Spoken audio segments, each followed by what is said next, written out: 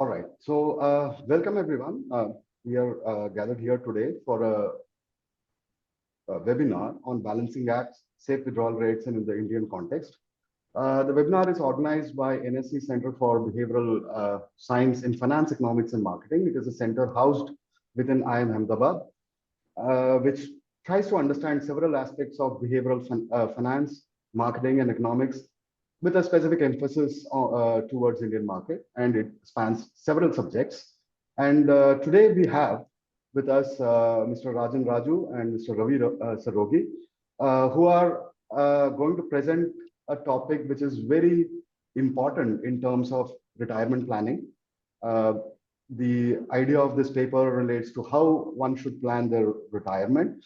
So let me briefly introduce the presenters today. We have, first of all, Mr. Rajan Raju, who is our own alumni from IIM Ahmedabad. He graduated way back, and he has been a career investment banker with more than 25 years of experience, spanning different banks, including Development Bank of Singapore, DBS, Deutsche Bank, Citibank, Standard Chartered, in roles that have to do with in several leadership roles across wealth management domain, consumer business, transaction banking, asset management, technology, and operations.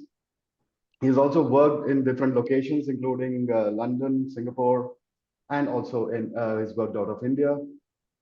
Mr. Raju has done several research in the context of both factor investing, which many of us might be aware of, which are crucial for the Indian market, and he has contributed as visiting faculty to IIM Ahmedabad in investment management courses, and also he does a Coursera course for Indian School of Business.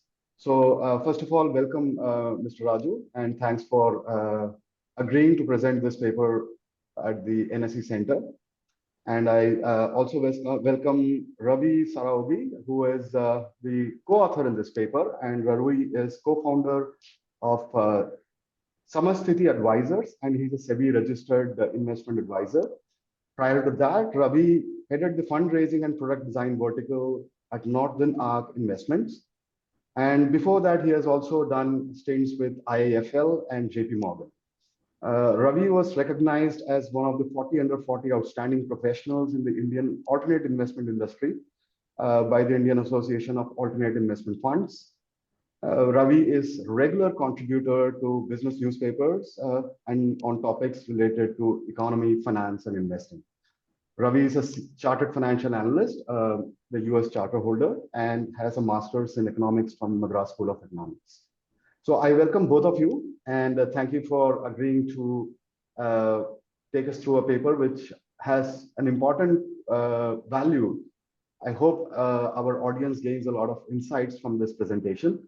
So how we are, just to get through the logistics of this presentation, so I would like to give you the hand over the a webinar for presentation for till the time you present.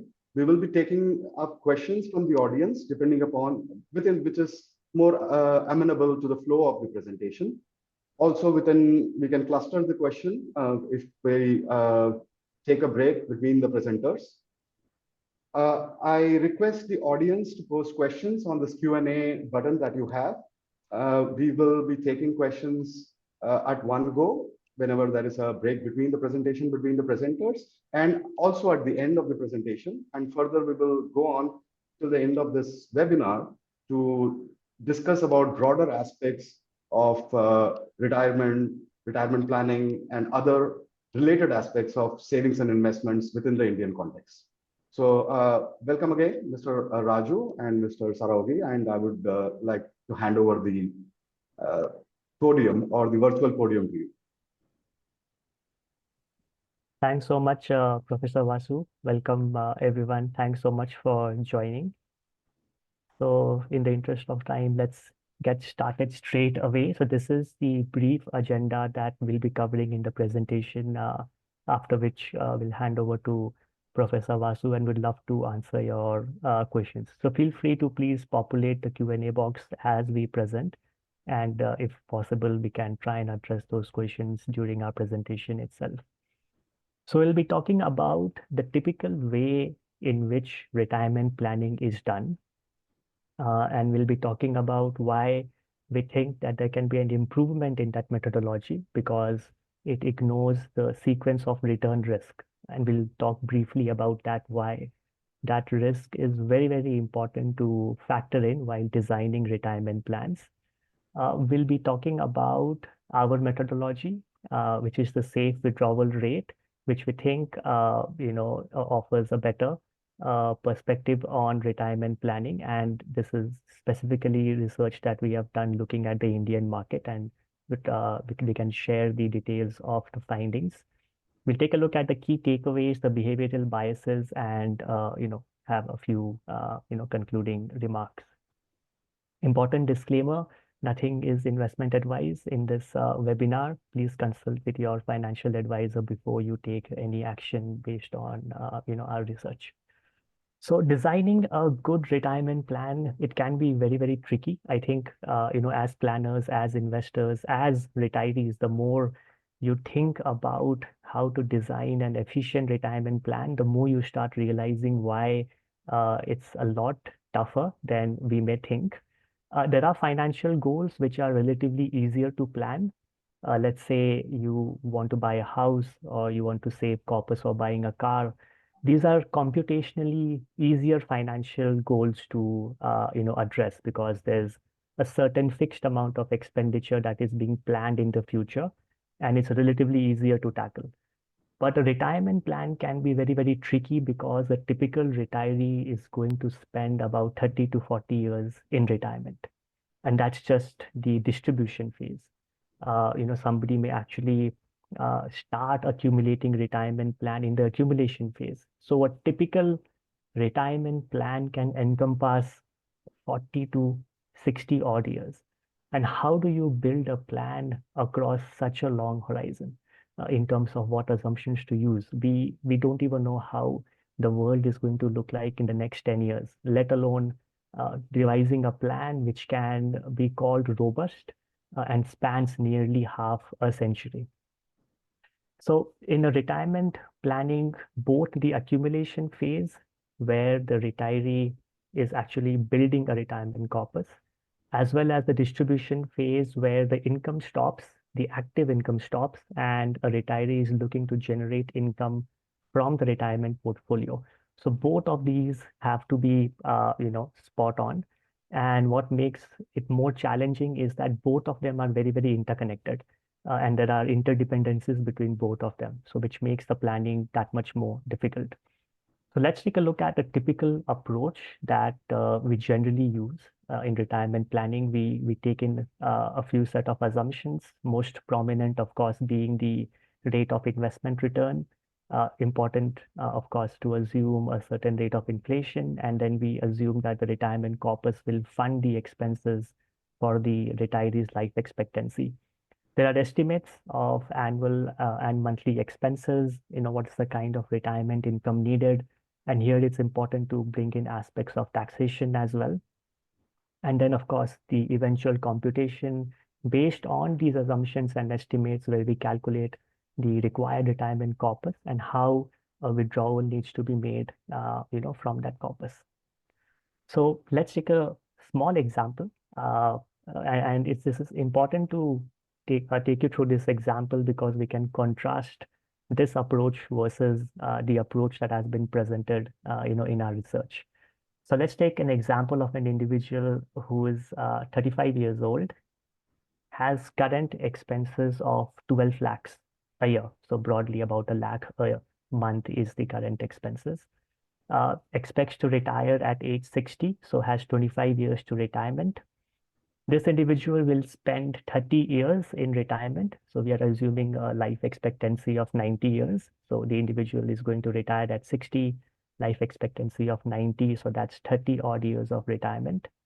Let's take in an inflation of 6%. We have put in an asset allocation, assuming that the retirement corpus will consist of 40% equity and 60% debt. We have assumed the rate of return, and the blended portfolio return comes to 7.8%. Now, this individual who's currently spending 12 lakhs a year will, at the time of his or her retirement, spend 51.5 lakhs, at age 60. And this is a pension income that needs to be funded in the first year of retirement. We assume an inflation-adjusted return. We divide the return that the portfolio will earn by inflation. And that's because we don't want this pension income of 51.5 lakhs to remain constant each year. We would want it to grow at a certain rate. So we have to adjust the rate of return with inflation. And once we have these parameters in place and these assumptions in place, a simple computation in Excel or even a financial calculator will tell you that the required corpus is broadly about 12 crores. So that's the present value of the pension stream that the retiree will need. And this presents a withdrawal rate of 4.3%. So if you take the expenditure in the first year of retirement, which is broadly about 51.5 lakhs, and you divide that by the retirement corpus, which is about 12 crores, the withdrawal rate in the first year of retirement is 4.3%. And this broadly matches with the standard conventional understanding that withdrawal rates in a retirement portfolio should be about 4 to 4.5%. And that's generally what's been computed in international markets as a safe withdrawal rate to be done in a retirement portfolio. Now, if you look at these computations and these assumptions, you will see that one critical aspect of this computation is that it assumes that the portfolio will earn 7.8% blended return each year. So there is no variability in the return that the portfolio will earn. It earns a 7.8% return each year. And we know that that is not how reality works. A typical retirement portfolio, which consists of equity and debt, will have varying degrees of returns that it will earn. So it may, on average, earn 7.8% return, but that average will hide a lot of volatility. On some years, the return could be negative. Some years, it could be way above 7.8%. And this risk that the retirement portfolio is not going to earn a constant average return, but is going to, in fact, earn variable return, which may average to 7.8%. So this risk is called the sequence of return risk. It's a risk because when you calculate the terminal value of a portfolio based on average constant 7.8% return versus varying returns with averages to 7.8%, the terminal values are very, very different. And this risk exactly plays out in a retirement corpus, because in a retirement corpus where the portfolio has to last you 30 to 40 years, that portfolio is going to get varying degrees of returns each year. So just to take a small example of why this sequence of return risk can be so pernicious and dangerous. So let's take an example of somebody computing the retirement corpus, let's say who's retiring in 2008, and you do your computations based on the typical approach that we talked about, where we look at the present value of the future pensions. You see that because those computations assume a certain constant rate of return, these are very, very smooth lines. So this green hump is the retirement corpus. In the initial years, the retirement corpus actually increases because the income that the retirement corpus earns is more than what you are spending. But there will come an inflection point where the expenses that you are withdrawing from the retirement portfolio will be more than the income.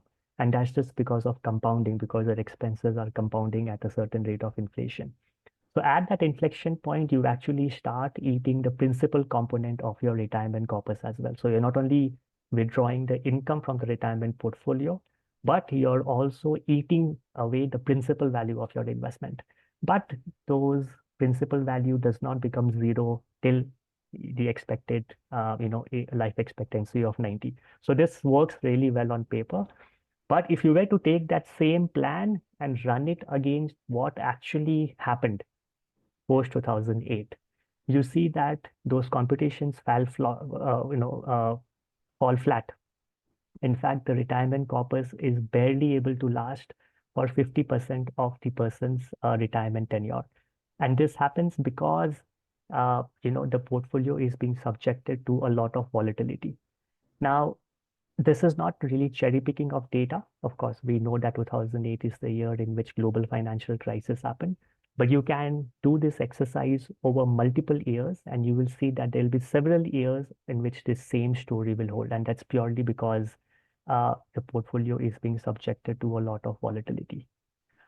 So, which is why we need a different approach. And I'll hand over to my co-author Rajan Raju to talk about what this new approach is all about. Thank you very much, Ravi. Just to understand how the Indian history has been, in the next slide, what we've done is we've taken nominal and real returns, and we've done it over rolling 5, 10, and 15-year periods. This is from a paper that's out there. So the data basically will show, one, a lot of people focus on nominal returns, ignoring the effect of inflation. Real returns, which actually start to account for inflation, what you'll start to see is that over a 10-year rolling period, equities can be negative about 11% of the time, so just about, let's say, 10% of the time. FDs can be negative almost 30% of the time. That is in real terms. Whereas if you were to take it purely on nominal terms, you're actually looking pretty good over 10 years. So a lot of popular media talks about, if you hold your equity for 10 years, you will rarely have a loss. And they are right on nominal terms. When you account for inflation, that starts to make a big difference. So when you start to move from averages into real world, you start to look at distributions. And distributions are both left tail and right tail. And when you start to think about how returns on equities are, they are slightly more left tail. That means they have slightly longer left tails. You'll have periods, occasional periods, but those periods will be very volatile drawdowns. And then on the right-hand side, there'll be periods where you're going to do better than what you expected, but not necessarily as bad as the downsides have been seen. So the problem that we face is really, how do we try to calculate these returns, especially over time? And Ravi, if you can move on to the next slide. The challenge that we have is we're starting to estimate returns of how equities are going to look like over time, returns of how FDs are going to look, or gold or any asset class are going to look over time. Trying to figure out how these returns work, there are 2 or 3 things that one has to be very careful about. First, are returns what is technically called stationary, which means on average, do they come back? So they all try to come back and see if on average, if you are earning, let's say, 12% on equities, does that really work out as on average being 12%?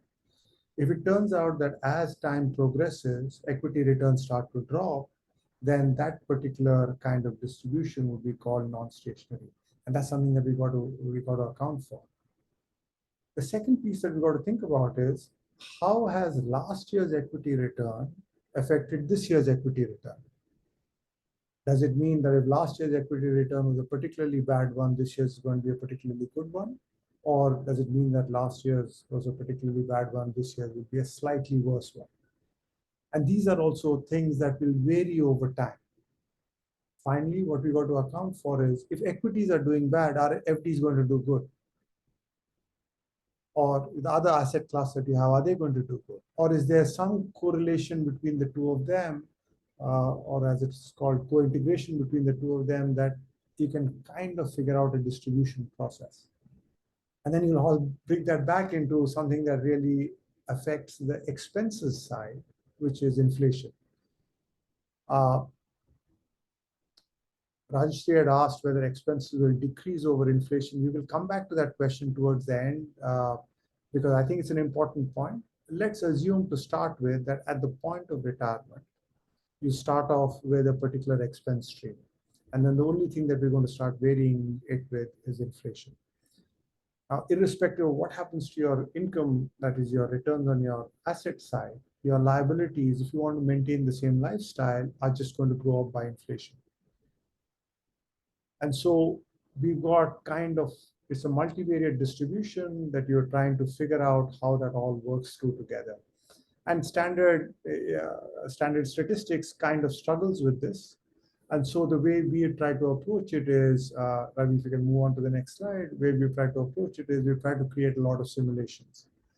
And in the simulations, we try to figure out whether we should use a random process, Monte Carlo, or should we use something that kind of ties these returns in the manner that I've just described. Is there some underlying distribution between equity returns from last year to this year, between fixed deposit returns, between how equity and fixed deposit moves? So we try to figure that one out. Our tests show that indeed equity returns are non-stationary, which means that using averages tends to give us the wrong outcomes. So a simulation process is better. What we also tested for is, do these returns co-vary together, or is there complete randomness within the actual distribution? And what we found was that there is weak degree of co-integration between, let's say, two asset classes. And so to try and calculate that, or to try and affect that in our simulations, we used a process called a bootstrap. What a bootstrap does is it'll go at random towards the start of a sequence, and then it'll take a sequence of X number of, because that is the periods that will remain co-integrated, which means, let's say there's a 3-year process that kind of remains, there is a pattern between the 3 years. So if year 1 was a particularly good year, year 2 is a slightly worse year 3 is a slightly worse year than that, and year 4 it starts to come back. So we kind of figure out those interactions within the data sets. And then we use, again, a standard academic process to kind of figure out how long that process is. And it turned out for us, it was about 5 years for the data that we used. We also wanted to randomize it because we do not know when you will start your retirement. You could start it in January, you could start it in December. And as you know, there's a lot of popular stories about calendar effects. So our simulation process was really about, I can start my year at any point of the 12 months. If I start it in January, then I'm going to have the rest of my retirement process to be all the way through every January is when I'm going to withdraw my money. And so we built out a series for January, a series for February, a series for March, et cetera, et cetera. Our first piece of randomness that we introduced is you can choose any one of the 12 months. And then within that, we created a simulation process where we chose based upon the January sequence. For instance, if it was January, the randomized one, we would choose 50,000, we would choose a random sequence, and then we would repeat this again. To kind of figure out how many sequences we needed to do, again, there is a statistical processes that says, as you do more and more of these samples, they kind of converge together to give you an expected error.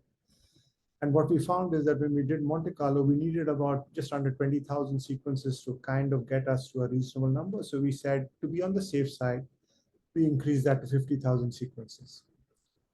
On the circular bootstrap, which tends to be a much more faster convergence, we only actually needed about a few thousand. But we said, since we are doing it for the same number of sequences that we're doing for Monte Carlo, we're going to do for the circular bootstrap as well. So we created 50,000 simulations across 25 years, 30 years, 35 years, where we used equity, fixed deposits, and gold as asset classes. For equities and fixed deposits, we varied from 100% fixed deposit all the way up to a 40% fixed deposit. That is what we published. We also put in a tax component in here because we wanted to see what is the effect of tax. And for fixed deposits, we started off with a 30% tax. And for equities, we said if you're anyway going to be rebalancing your portfolio, you'll take long-term capital gains tax. So we put that as 10%. Our results or our successes that we were to look for is what is the failure rates of portfolios. And as you know, Ravi talked about the 2008 portfolio effectively failing because it didn't last for the period that it was supposed to have lasted. So what we wanted to really look at is to figure out what were failure rates at different withdrawal rates and at different portfolio times for these two different simulations. Right? And so when we started to pull all of that together, we said, then now we know what the failure rates were. Can we kind of optimize the failure rates to give us a 95% probability that our portfolio is going to succeed, which means it will be there by the time our retirement period finishes.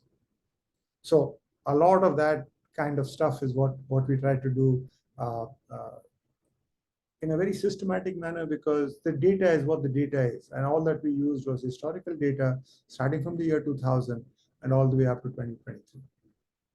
So that was kind of 20 years approximately of data that we used. And every year, if we keep adding to that data, I guess the results will become a bit more stronger because we have a lot more sequence of how returns work together. Maybe if we can move on to the next slide. So what broadly we saw was different portfolios, the conservative portfolio being the 100% fixed deposit portfolio, clearly struggled because our structural inflation was high. Equity heavy portfolio struggled because equity volatility is high. So it was a kind of a smile where being too conservative or being too aggressive, neither of them worked. But if you were somewhere in the middle, it was a kind of a sweet spot. And of course, the sweet spot would depend upon what the individual circumstances, what their risk tolerances, and a whole bunch of other stuff. But broad brush, what we came out, we saw that there were differences between circular bootstrap and Monte Carlo, which is what you would expect because the sequence and the underlying hidden history or hidden relationships within the data are not there within the Monte Carlo, but definitely there within the circular bootstrap. So our approach was, having run all these numbers for 30 to 35 years, if you're looking at somewhere between 3 to 3.5%, 95% of the time you were assured that you would be left with a sum of money by the time your retirement finished. Right? And you were not running out of cash before that. And your expense stream was what you started off with by whatever moves the inflation did. Because remember, for us, when we did these simulations, inflation was one of the other numbers that moved up and down. We think the study is one of the early studies. Ravi had done a slightly earlier study on this, which I think was a great kind of door opener. This one, we kind of made it a bit more robust, and it had a bit more data, a bit more simulation processes, which is how we came up with the 3 to 3.5%. Any questions that people may have about, I know this is slightly technical, but I'm sure there will be some research students out here. If there's any questions here, otherwise we'll move on to the key takeaways. Great. Doesn't look like there's any questions. I guess either I've done a tremendously good job or a tremendously poor job. Ravi, let's move on to the key takeaways, which the first piece was a question I thought from Sergio. Sure. That question was on the expenses. Okay. Yeah, so there was a question about expenses. I think that we can take it up in the discussion on the broader topic. But Zubair, if you are able to hear us, can you type that question out? And Zubair, while you're typing this up, Bhanu, how would crypto change? It's just another asset class. You just have to put it into the portfolio simulator, and it'll run. My 2 cents would be extremely high volatility with extremely high returns. I think from a diversification point of view, you'll have to really think about it as part of your portfolio. And secondly, within the safe withdrawal rates, given its high volatility, it is likely to have a much more smaller component.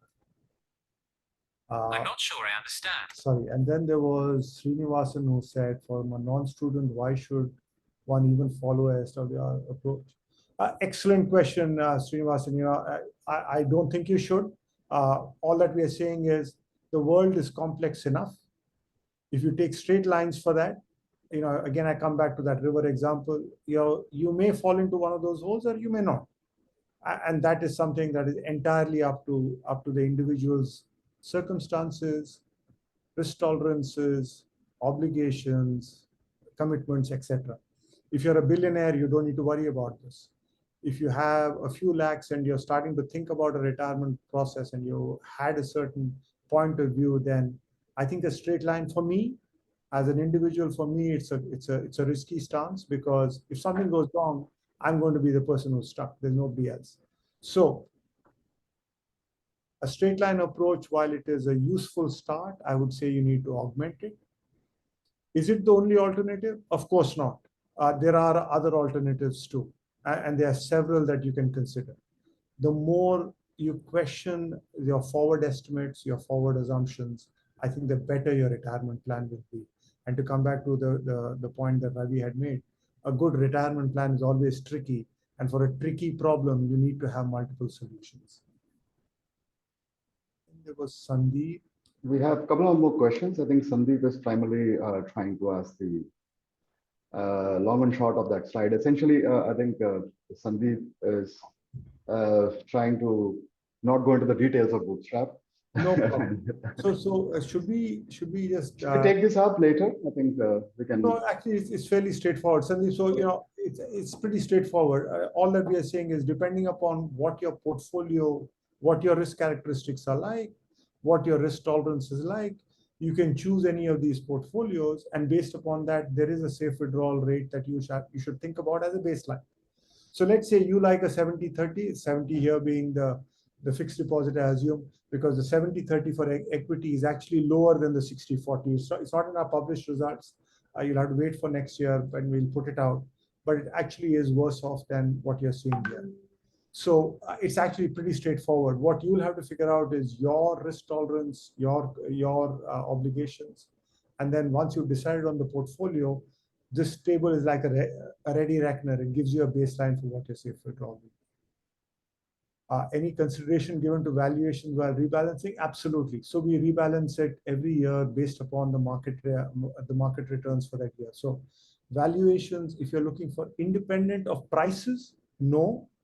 There is a very tenuous relationship between valuation and forward prices. That's work Professor Joshi has done, and I've done a bit of work. We both have done this independently within the Indian context. So taking valuations and looking at forward returns, it's a kind of a not so strong statistical relationship. So hopefully that has answered that particular question. Rajesh, should we consider any windfall in our planning? You know, there's a saying that goes, plan for the worst and hope for the best. So in my mind, you know, if you get a windfall, God bless you here, that's something that's always something that will work out. The moment you get a windfall, clearly your retirement corpus has gone up and that particular year. And so your withdrawal rates will clearly drop because you were using earlier a larger withdrawal rate on a smaller balance. Now you're going to have a much smaller withdrawal rate on a much larger balance. Why are the assumptions so conservative? Again, we've tried to avoid any conservativeness or aggressiveness. Our assumptions are what the market has returned. So 20 years worth of data, we've taken those 20 years and modeled that. So we've not included any of our own assumptions in there. If you're taking inflation at 6%, again, that was in our example calculation. It has got nothing to do with our simulation. Our example calculation is if you go to almost any investment advisor, they will give you a spreadsheet that looks similar to what we've done, right? And there you can obviously change it to whichever way you want to have a look at the numbers. But my only suggestion to that is that's a straight line process, and we would suggest that you think about a slightly more mature process that accounts for volatility. Between those two simulations, CB and MC, great questions, Zubair.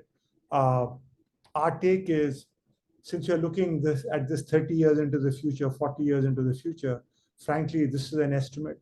And is one estimate going to be better than the other estimate? My humble response to that is going to be, I don't think one is going to be better until we have 40 years gone through with where we are. So is one more robust than the other? I may have a personal preference, and my personal preference is to keep the time series pattern and autocorrelation and multicollinearity intact. That would be my preference, but I don't think that is any better than somebody else's preference to say, look, I'm completely going to randomize it. AI may lead to an abundance of lower cost. What is the probability of long-term deflationary environment in the future? Yogesh, again, may I suggest we hold this on to the end? With a 3 to 4% withdrawal rate, Kapil asked, does this model attract commercial interest from a larger audience? So Kapil, again, super question. I guess when we started this up, our intent was not really to look at it from a commercial perspective. This was simply a research problem because India, like almost every country, has an underfunded retirement problem at a country level. In India, the view is slowly starting to move towards let's take more equity. Our equity markets are much more recent. And there is, as always under Amara's laws, there's always short-term hype with long-term underestimates. So the short-term hype is where we are, I think, today. If you had done the same exercise in 2018, 2019, people would have called this 3 to 4% aggressive. Today, in 2024, people are calling it slightly more conservative. So I think this is a bit of up and down. Withdrawal from equity on debt on equal proportion. Again, super question. Actually, we've taken it based upon the asset allocation that was there. So we preserve asset allocation. Of course, there are other strategies as to where you can choose, or you may have a preference on which asset you want to withdraw from. Colin asked, from an actuarial world, how would you envisage modeling changes in health, expected mortality? Excellent question. I think there are two separate exercises. We did a limited subset of this. The broader and I think in parallel question is really, what is my mortality? What is my expenses going to be, especially on health as I age? And I think those questions is something that you really raised. I think it's a really important question that we have not addressed, but I hope somebody else will pick up. Does the withdrawal rate get affected in any way based on a corpus? So Prasad, superb question. I guess we haven't really addressed it because we did not take a quantum of the corpus. We basically took it as a percentage and we worked our way out of that. But clearly it does. If you're a billionaire, you really don't care about safe withdrawal rates. If you're on the other side of the spectrum, again, you don't care about safe withdrawal rates because for you, every year is a struggle. And I think there is some people in the middle where safe withdrawal rate does make a difference. Right? So excellent question. And I do think that there are very different answers depending upon which part of the wealth spectrum you're in. Finally, is there any relationship between rate of inflation and AWR? Again, absolutely right. What we haven't done here is we haven't modeled inflation up or down, so we've not done shifts of inflation. But if inflation goes up, safe withdrawal rates will drop. If inflation drops, then clearly your compounding of the expenses will also be lower. And so inflation is an extremely important criteria. However, also remember that when inflation drops, expected returns of asset classes could also drop. So it's not a straight line. It is a fairly complex line because you have to then figure out what inflation does to risk-free rates, to the way people look at equity premium and fixed income premium. So it's a complex question, and I don't think it is a straight line question. Excellent. Let's go with a quick key takeaways. I think we've covered some of them already, but the first part is that the 4% rule in India, be careful about applying it blindly. we don't think it is suitable for the Indian context. More important, a more conservative approach is more appropriate within the Indian context. And the reason for that is actually the high structural inflation and also the high volatility of our asset classes. Admittedly, as our economy matures, our asset classes return starts to go more towards, let's say, global developed market asset class returns, clearly this number is going to change. So those would be the if I had just two takeaways, it would be this. The 4%, don't blindly follow it. There's a reason why for us to be slightly more conservative, and that's the high structural rate of inflation within the Indian context, and then the higher volatility that we have seen so far. Could I request you just move on to the next slide? Yeah. So for us, this was an interesting outcome. There is a smile, there's a sweet spot. Being too conservative or being too aggressive is not necessarily the right outcome. I know the FIRE community did not necessarily like this. The financially independent retire early community didn't necessarily like this because they wanted to put everything into equity. And I think our only point there is that our Indian equity returns are actually slightly more volatile, but there are solutions to deal with it. You can think about diversified portfolios, add international diversification, et cetera, et cetera. But the key point is don't be single asset class, figure out a way to diversify. And on the other side, also, it is really important to think about being extremely conservative, being fixed deposit only. Unfortunately, because of the high structural inflation, means that our fixed deposit returns can have a fairly large number of years where you're actually having negative real rates of return, which means that you're consuming more than you're earning. Again, really important. This is something that is not this is not a recommendation. It is for individuals. They have to work with their financial advisors to better appreciate their own condition to try and figure out what is the right safe withdrawal rates for them. If we can move on to the next one, we did look at tax, because tax, especially in a retirement phase, is actually a pretty sticky burden. Not only is our structural inflation high, but add on top of that, our tax is on nominal rates. So if I, for instance, have my fixed deposit, which is earning 7%, inflation is 8%, I'm going to pay tax on my 7% that I'm earning. So therefore, my real return, instead of being -1, is now 7% plus 30% of 7%, because I'm paying that away to the government. So my actual drag is a lot more. So one has to be a bit careful about how tax works out, especially in the retirement context. And this makes a big difference around the portfolio construction. The benefit of a fixed deposit is assures you cash flow. With equities, especially when you have large drawdowns, it may not assure you cash flow. So your view around how important is it for me to have assured expenses, which is my lifestyle, portfolio construction will be an important component. We'll go on to the next one, which is the kind of takeaways. I think we've covered it in many of these questions. Diversification is an important element. What we've shown is we've used gold as an example, and adding gold, even a small amount of gold into the portfolio, helps balance out some of the downsides. We've also looked at in the paper what happens if there's a 10% fall in the first year. You know, the example that Ravi gave about the 2008. You start off your year on a kind of negative period, and what we've seen is that the ripple effect actually takes a long time to recover. We've also we want people to just leave with this thing that retirement planning is really complex.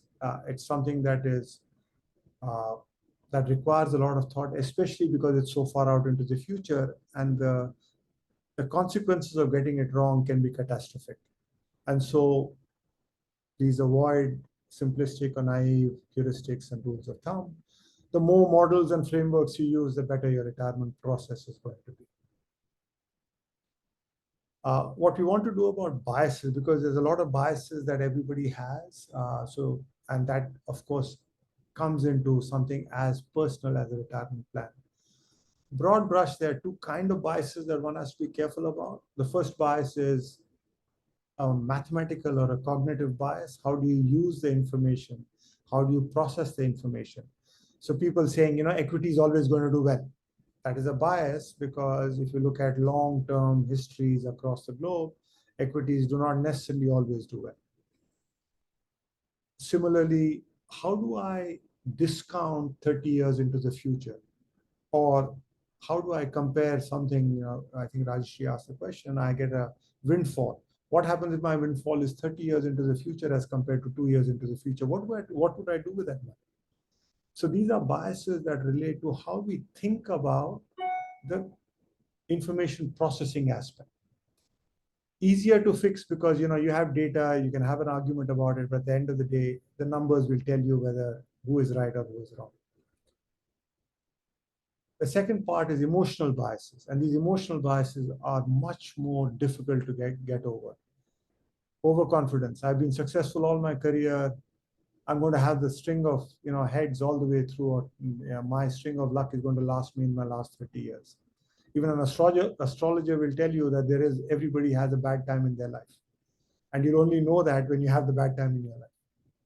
These are emotional biases that are very, very difficult to get over. So loss aversion bias, the gambler's fallacy, affinity biases. So these are two broad categories that we're just going to leave it out with. And then Ravi, as an RIA, has spent many an hour trying to talk to his customers about these biases, and that's what we'll go to next. So Ravi, can I just leave the next couple of slides with you? Sure. So I'll just quickly run through some of the prominent biases that we encounter when we talk about this research or we are constructing a retirement plan. The first is, we highlighted the sequence of return risk. This is not something which, is something that, people understand, very well. I think we are all attuned to thinking in terms of linear terms, whereas sequence of return, forces us to think about things in non-linear manner, and that, presents its own set of challenges. People like uh, a solution which can be presented on a sheet of paper. But if you factor in sequence of return risk, which requires you to do simulations and look at distributions, that's not really something which can be, eloquently explained in a small piece of paper, and it presents its own set of challenges. People, the commutative property where, multiplication, for example, has a commutative property. So a 10%, gain followed by a loss of 5%, or a loss of 5% followed by a gain of 10%. So people understand that quite well. But the moment you introduce an aspect of withdrawals in the portfolio, the sequence of return risk makes an appearance, and that, presents its own, set of challenges.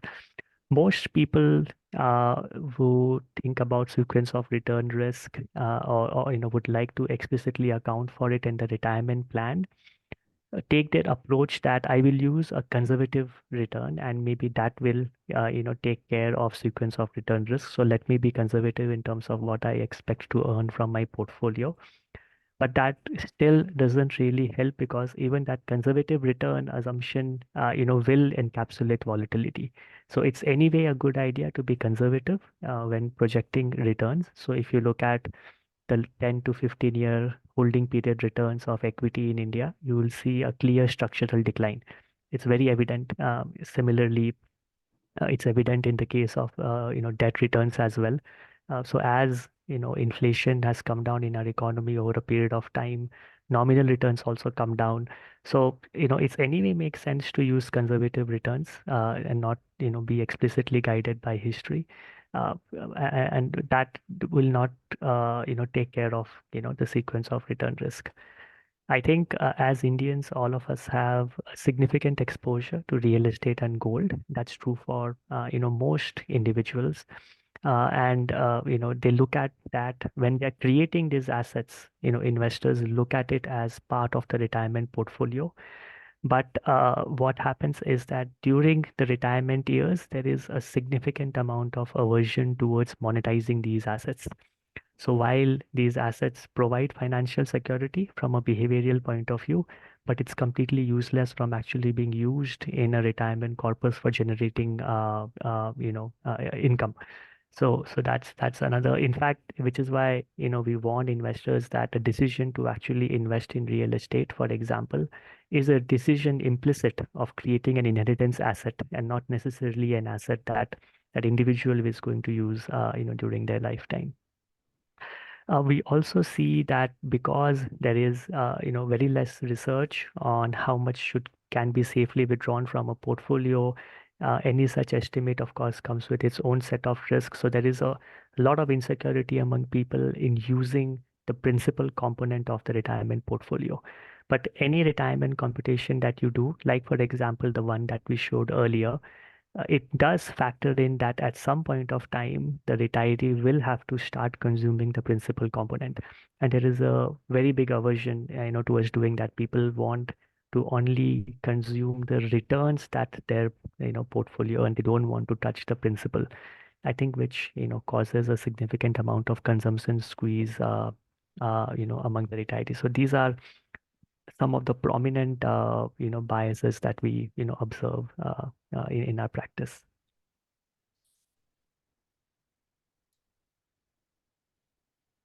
In terms of kind of mitigating these biases, education, more discussion, access to financial data, financial tools. Make sure you work with financial professionals who, by the way, have their own biases. So you got to be thoughtful about their biases as well. And then diversification, rather than put all your eggs in one basket. This has been something that has worked for centuries amongst humans, some form of diversification. That's something that one should think about. In terms of how we would kind of conclude this, which is our final slide, generating pension-like income from any portfolio, especially over long term, is a really complex problem. There are several thousand PhDs globally who kind of manage pension portfolios, and they all struggle with the same thing. You can look at whether you look at it in the US or you look at it in Europe. Managing pensions is one of the most complex problems that humans have kind of tried to deal with within the financial context. Our suggestion of using the safe withdrawal rate, something that Bengen got in the US based upon his practical sense of how to frame the research problem, I think is one of the ways for us to think about bringing together asset returns, asset volatility, and your own personal circumstance and risk tolerance. This is just one of the multiple numbers that is out there as you think about planning retirement portfolios. For policymakers thinking about nudges along the lines of tax, along the lines of how do you help people accumulate over time, how do you help manage the decumulation process, those are all fairly complex issues, which again, some analysis like this we would argue help.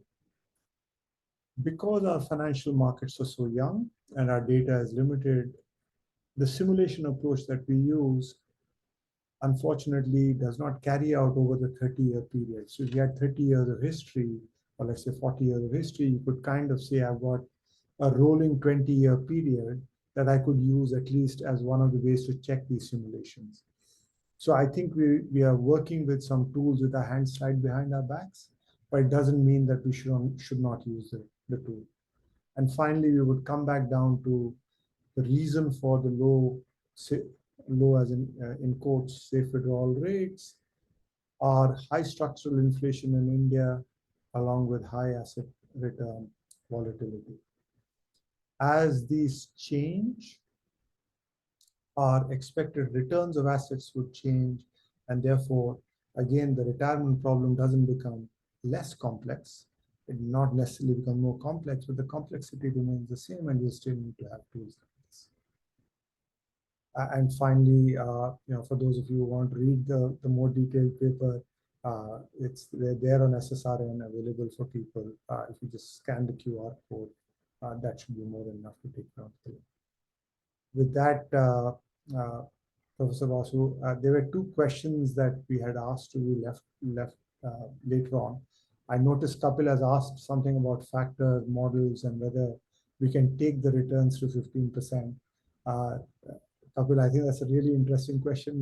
My only assumption would, my only question would be, why would you assume that factor models are going to give us 15%? Remember, factor premia come because there are going to be bad times. And so volatility still remains one of the biggest drags around how you create a portfolio.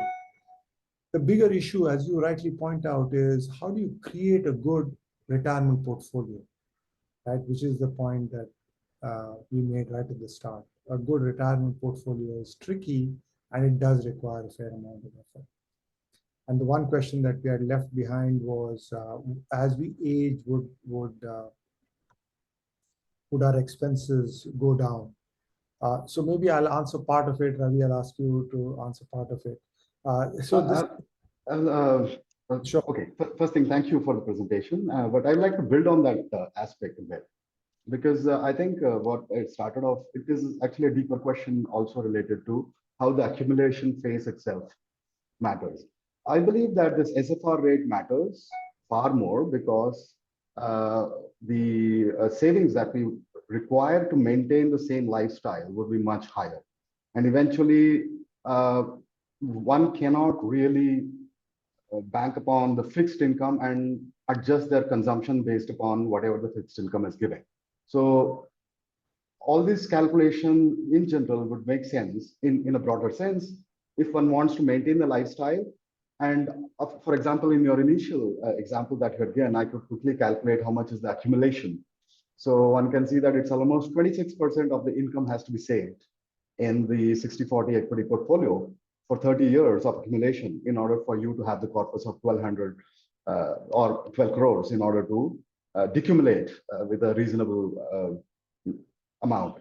Now, I guess this is where most of Indians, and also is a behavioral bias, which I would like to pick your minds on, what your views are, is that people tend to adjust their consumption based upon whatever they get from fixed income, assuming that going riskless is the most easy way out of life. But maybe that is not the ideal retirement plan, because you have worked throughout your life in order to create a corpus. And what people do at the end of the life is just reduce their consumption in order to adjust and be riskless. And this is where this kind of research comes into play, to sort of give us an idea of what could be the safe withdrawal rate, even if when you are taking a bit of a risk with market instruments. Am I right? Or would you like to?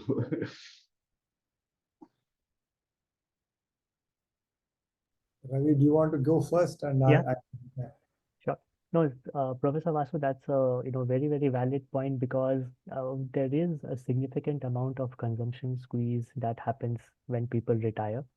Like we mentioned, that there is a severe aversion towards using the accumulated corpus that you have. You only want to consume the income. That income could be coming in the form of interest income. The proportion of fixed income investment in that portfolio could be very, very large, and that creates its own set of challenges. In fact, this ties down very well to what one of the questions was, that withdrawal rates of 3 to 4%, isn't it very low, and what is the commercial viability of something like this? You would be surprised to know that the numbers that we come up with to tell people that you should spend is actually a lot more than what they are currently spending. So using this approach, we are actually able to tell people that you can actually spend more. And that's because in an absence of a framework as to how to withdraw and spend from my portfolio, you're actually spending significantly lesser. And you're squeezing yourself, and some squeeze of that comes in the form of not having any exposure to equity at all. A lot of work needs to be done towards shifting part of fixed income investments towards equity. And then of course there are also cases where like for example, the FIRE community where, the share of equity is significantly much, more than what we would typically like. And that's a separate, conversation. I think we have one more question over there, which is like Mr. Kapil Mehra, this is more or less like an insurance cum pension product. And I think, yeah, you can take this question up if you would like to answer that. Yeah. Whether this is sort of an insurance, is there a way to look at this safe withdrawal rates as insuring against a possible disaster? Yeah. So, I think a lot of these computations that we do, it harbors on the territory of actuarial science. And, this is sort of the kind of computations that insurance companies do when they're underwriting typical endowment policies. And if you look at broadly, the return dynamics that a 60/40 portfolio will have versus the return that a typical endowment plan makes, the 60/40 portfolio that we are envisaging does better. That's because typical endowment policies have a very, very conservative, guidelines from IRDA for investments. So technically 80 to 90% of the exposure could be purely in GSECs, and only the balance 10% exposure would be in equity. So using this approach, you are able to, target better, rate of return. And so I don't know if that answers the question, but what is also important to understand is that a lot of these withdrawal strategies for the fixed income part, given that RBI has now opened, retail participation into GSECs. So if you look at, a 30-year GSEC, you can actually lock in, if the timing is right, about 7.2 to 7.5% return. Whereas a typical annuity product that you buy from, let's say, an LIC, for a similar duration, the annuity rates would be in the range of about 6% odd. So you can get a spread of 1% odd, and that makes a significant difference to a person's retirement portfolio, which spans across 30 to 40 years. Ravi, could I just add on in the sense of even internationally, when you look at annuity returns, they tend to be lower than safe withdrawal rates because of the conservativeness that is required in terms of managing pools of capital. So is it like an insurance cum pension product? I would argue no, because the risks that you're taking are kind of different. Although at the end of the day, it is the risk of when you die. So that's the insurance component. And then for however long you live, how are you going to get paid? So in that sense, the problem is formulated, but the problem is formulated slightly differently. And it is a lot more targeted towards an individual's circumstances as compared to the more aggregate pools that insurers or annuity providers give. Okay. One final question from my side, because I think we've gone about the time, but I think it would be interesting to have your views, because obviously one of the key takeaways from entirety of this presentation is India has high structural inflation, and that is driving these safe withdrawal rates slightly below the 4% rate, which is what is globally accepted as a rule of thumb. Now, there are a couple of things about inflation for especially the retired people, which is the medical. I think we talked about this earlier, that the medical expenses tend to have higher inflation rates typically compared to the other expenses and it is likely that these people will last. So what is your overall view from your results that does it, although I think that you are already using because India has had a high structural inflation, so possibly this results may be still valid in terms of like the overall expected inflation but would you like to add something on these lines, that whether this withdrawal rate should be even lower? So one of the things that we played around with, and maybe it is worth putting it, so we used CPI as compared to CLI, which is the cost of living index. And within the cost of living index, you can kind of break it down into different groups. So I think if you broke it down into different groups, then maybe you would get a better, a finer sieve out of it. But at a very broad level, if you were to take even the international experience, and this is to address the point that Rajeshri had raised right up front, as one gets older, the costs may not necessarily increase, except what you spend your money on will change. So costs of health have dramatically increased globally. And they've increased at inflation rates or rates that are much higher than what is currently CPI. And if unfortunately you were to suffer from one of these bigger diseases, then the costs become kind of astronomical. Even though India has a very low cost of health provision. So I think given that there are so many moving parts, I don't think we should over-engineer it too much. You may want to leave a bit of cushion into what you're doing. But if your view is that your own expenses are going to go down, as long as you're clear about it, it's a decision you can take. But let's say, Professor Vasu, you may choose one outcome, I may choose a different outcome, and we are both right because we are both addressing it for ourselves. So I feel that what we have tried to do here is given a methodology that allows people to kind of put in their own numbers and play around with it so that they feel whatever is the number that works for them. And I do think that that's really the important takeaway. You need to have a number that works for you rather than have a number that works for all of India. Because what a billion people think about is going to be very different from what you're going to think. So that would be my takeaway. And I think hopefully we've got a methodology that pretty much anybody could use. If they have to, we've detailed out exactly how to build it, and I think most people can get it. And most of these data are available in public sources like the RBI. So actually, data is public. The methodology process, I think, we made it very transparent. So the ability to replicate this should be fairly straightforward. Thank you. And one more thing I think we had discussed previously is that you will be running these simulation and probably updating the results. And this is an information for the attendees that these numbers will be updated by the authors on a regular basis. So as more data comes in, so we can hope that both the model gets more precise, better in terms of getting these numbers, or let's say we have more confidence in the number. And hopefully it is also like as it evolves, people have a place to go and check what the safe rates are at one go. So thank you both for, do we have any? I have one question. Yeah. It's not a Joshi, question, but maybe, you have that in the paper. I'm sorry, I didn't read the paper. So if we can really provide some visualization of the sensitivities, for example, the mix of the assets, for anything else that is important like inflation, if you can provide visual representation, it becomes easier for readers to see how these rates are susceptible to sensitivities of those inputs, number one.